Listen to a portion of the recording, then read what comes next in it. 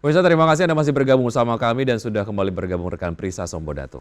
Nah, kali ini kita akan membahas tema yang menarik terkait dengan industri kreatif, tren deflasi, dan estafet pemerintahan baru. Sudah tersambung melalui video conference bersama dengan narsum kita yang cantik, ada Mbak Temi Sumarlin, CEO Scraft Media Indonesia, Ketua Harian juga dari DPP Gcraft. Oke, selamat pagi Mbak Temi. Selamat pagi Mas Wiki, Mbak Prisya, apa kabar? Kabar luar biasa, thank you sudah join. Oke, ini bicara mengenai satu data yang cukup menarik Mbak Temi terkait dengan apa yang sudah disampaikan oleh BPS begitu ya, mengenai deflasi yang sudah berlangsung 5 bulan berturut-turut di Indonesia begitu. Banyak yang menyampaikan ini sebenarnya sudah alarm, artinya terkait dengan daya beli dari masyarakat sendiri sedang tidak baik-baik saja gitu. Bagaimana teman-teman industri kreatif ini melihat tren deflasi belakangan Mbak Temi? Baik, sebetulnya mungkin karena saya pagi hari ini berbicara tentang ekonomi kreatif, kemudian juga dampaknya deflasi belakangan ini ya. Kalau kita lihat dari subsektor ekonomi kreatif itu kan ada 17, dan yang paling banyak terdampak saat ini memang industri kreatif yang seperti fashion, makanan gitu ya, yang setiap hari sebetulnya menjadi konsumsi primer masyarakat. Nah, untuk teman-teman di ekonomi kreatif fashion dan juga makanan ini 5 bulan terakhir ini memang betul-betul terlihat sekali dampaknya. Mungkin kalau kita lihat dari data beberapa kegiatan offline yang diadakan 5 bulan terakhir, itu dari berbagai penyelenggara, walaupun ada kenaikan transaksi, sebetulnya tidak terlalu signifikan dari tahun sebelumnya yang terjadi kenaikan yang luar biasa gitu.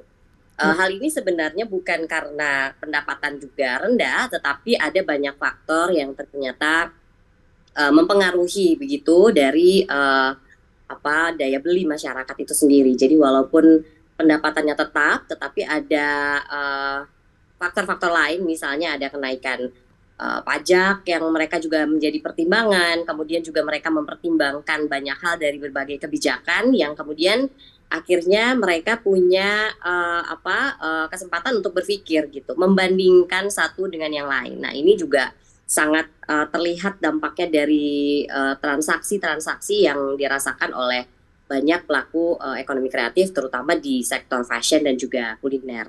Makin banyak gitu ya yang jadi mendang-mending, kayaknya kok masih Iya, mendingan betul, begini betul. daripada begini. Ya, benar. Jadi Baik. kalau tahun-tahun sebelumnya mungkin dengan harga 400.000, 500.000, kita punya atau dapat produk yang mungkin ya kualitasnya biasa saja, itu nggak komplain gitu ya. Tapi karena sekarang masyarakat juga punya banyak pertimbangan, karena kalau mereka mengeluarkan dengan 500.000 itu mereka punya ekspektasi yang jauh lebih tinggi karena ada spare uang lain yang mungkin saja untuk keperluan-keperluan lain yang kita nggak pernah tahu ke depan seperti apa gitu. Artinya memang sudah dirasakan oleh teman-teman di industri kreatif penurunan daya beli itu begitu ya? Betul, betul, Oke, betul. ya.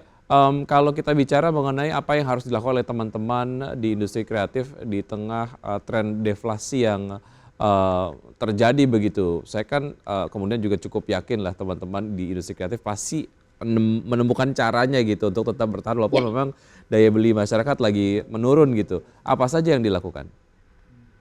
Namanya industri kreatif pasti pada kreatif semua nih ya.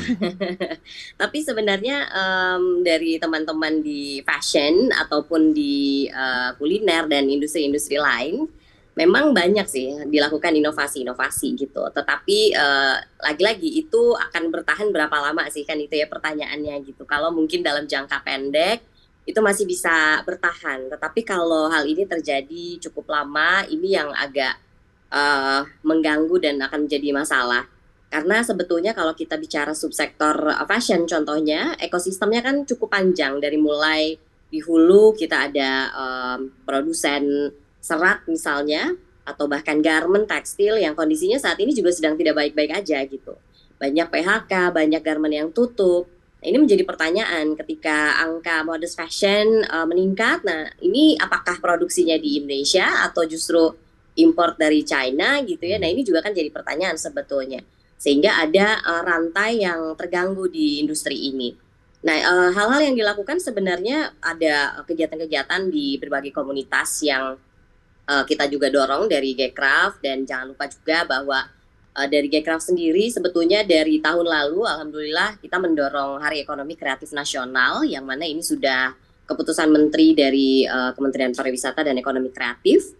Dan sebenarnya ini menjadi salah satu gerbong gitu ya, bagaimana Gecraft ingin sekali sebetulnya punya cita-cita ada satu momentum yang bisa dirasakan sebagai lebarannya para pelaku ekonomi kreatif di Indonesia.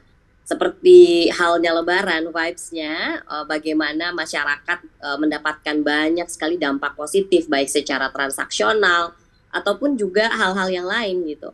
Nah, momentum Hari Ekonomi Kreatif yang dilaksanakan 24 Oktober, sebetulnya ini harus betul-betul didorong oleh pemerintah menjadi momentum yang menyeluruh di seluruh Indonesia.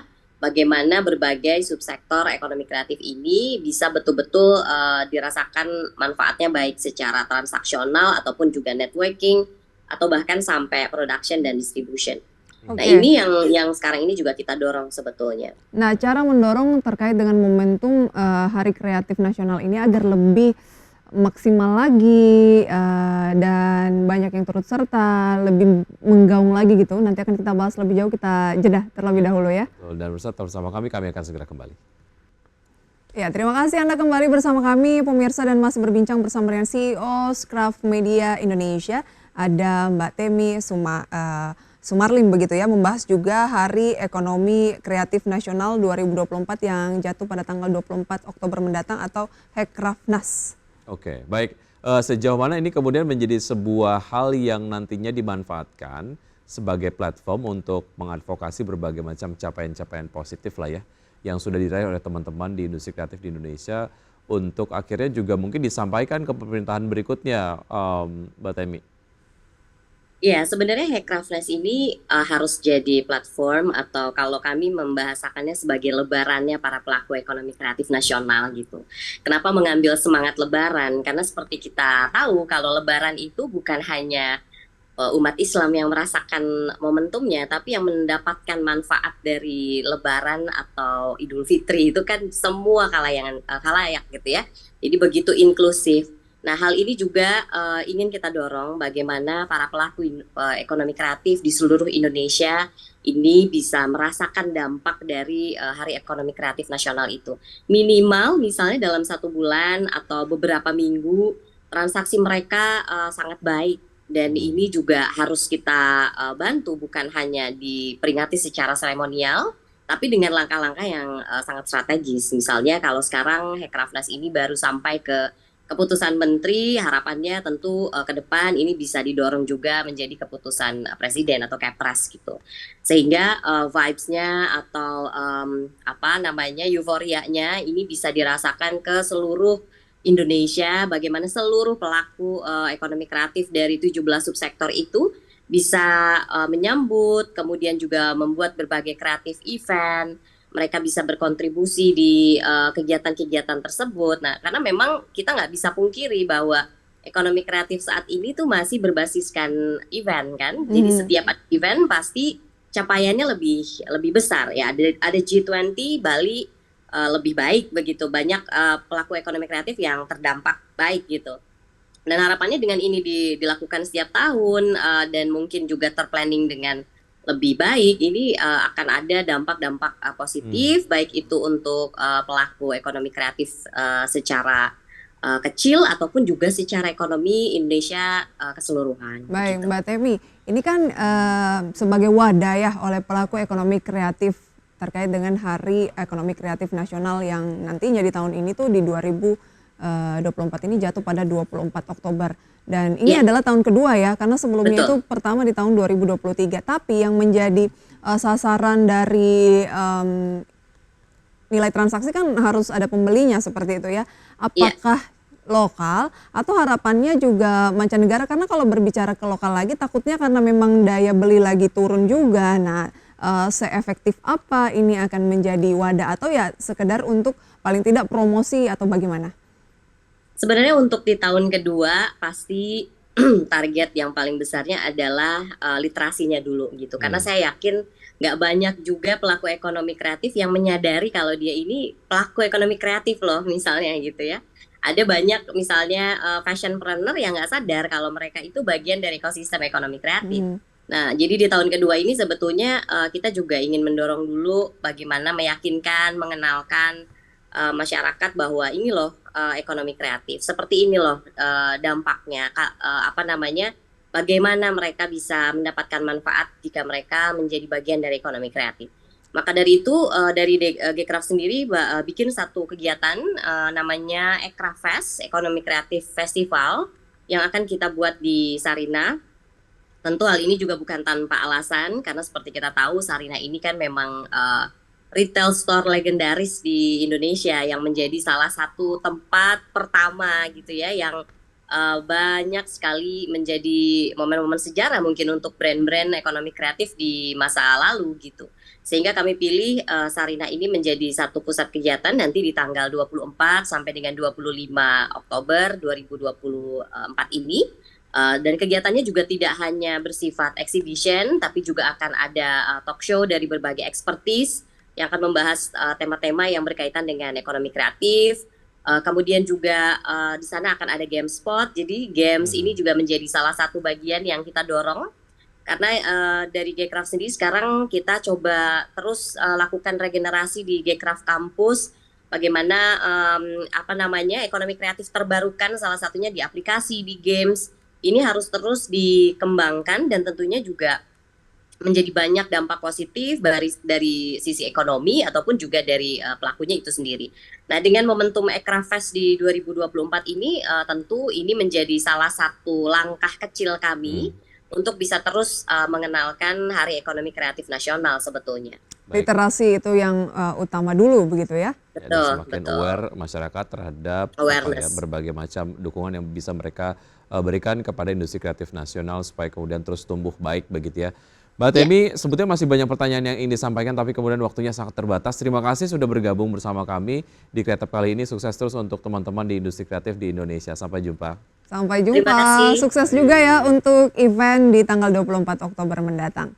Terima kasih banyak semua. Ya, thank you. Oke, kita akan lihat kembali pemirsa pergerakan dari IHSG dari pembukaan sesi 1 hingga pukul 9:27 waktu Indonesia bagian Barat. IHSG pasca tadi dibuka menguat, saat ini bergerak melemah ya 0,49% di level 7.526,103. Dengan nilai tukar rupiah terhadap dolar Amerika Serikat juga melemah kembali ke 15.300-an, tepatnya 15.332. Dengan deretan saham yang menjadi gainers dan losers pemirsa dari Bursa Efek Indonesia adalah Medco. Gainers based on value naik 2%, Harum naik 3,5%, kemudian ada BSBK 1,67%, Era Jaya 9%, SMGR, LSIP, NCKL, GoTo, TAPG, dan EXCL 10 saham gainers based on value. Berikut ada 8 saham yang masuk dalam jajaran top losers, diantaranya adalah Bank Mandiri, AMMN, Bumi, BRMS, Elsa, BRIS, Hexa, dan ESA. Saham yang sektor begitu ya, yang menjadi penopang penguatan IHSG meskipun IHSG-nya melemah begitu ya. Teknologi kemudian juga yang menjadi pelemahan utama begitu ya, sektor pendorong utama adalah energi. Mungkin profit taking pasca kemarin banyak mengalami penguatan seiring harga minyak ya. Dan pemirsa, sudah 90 menit kami menemani Anda dalam Power Breakfast. Ya, semoga pembahasan hari ini dapat menjadi referensi dan sumber informasi untuk Anda. Tetap perbarui informasi Anda hanya di IDX Channel, The Trustworthy and Comprehensive Investment Reference. Dan jangan lupa untuk menyaksikan program Market Review yang akan tayang pukul 10 waktu Indonesia bagian Barat. Dan pemirsa jangan lupa, karena urusan masa depan harus terdepan, aku investor saham. Saya Prisa Sompodato. Saya Wiki Adrian. Sampai jumpa.